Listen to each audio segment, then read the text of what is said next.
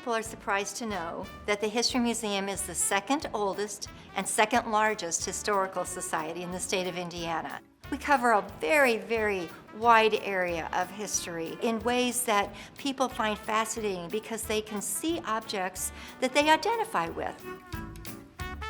That's so important because, again, history is not just the olden days, but it is how it relates to a person in today's world. A lot of people are surprised to know that South Bend was the home of Schuyler Colfax, who served as vice president under Ulysses S. Grant and Speaker of the House under Abraham Lincoln. He was one of the key figures of our nation's history during the time of the Civil War, the years that led up to it, the Civil War, and then Reconstruction. So important he was during this time, and we love to tell that story. We are the national repository for the All-American Girls Professional Baseball League, and that is because the South Bend Blue Sox was one of the first 4 teams formed in 1943 by Wrigley when he formed the AAGPBL. So because of that, and because of the great research facility that we are, the All-American Girls Professional Baseball League decided that we should become the national repository. So that means that we can acquire uniforms and photographs, scrapbooks, and documents that related to all the teams of that league. The league was active from 1943 to 1954, and the South Bend Blue Sox was part of that league for all of those years.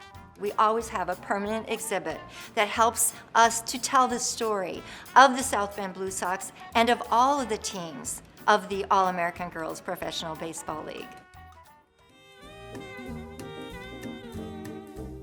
The Oliver Mansion was completed in 1897. It has 38 rooms and 12,000 square feet. The interesting thing about the mansion is that it contains all original furnishings. So we can talk to our guests about the history of the house, but also the Oliver family. J.D. Oliver and his father started the Oliver Chill Plow Works, so they were industrialists of their day. Members of the original family lived in the mansion through 1972. Now that's very unusual to have one family, the family who built it, to live there for 75 years. Because the family donated the mansion to the History Museum completely intact, that means that we also have photographs, letters, journals, and documents that help us to tell that history.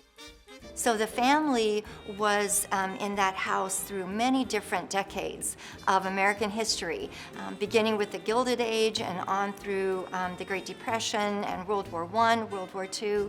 So there's so much history to learn, to hear about.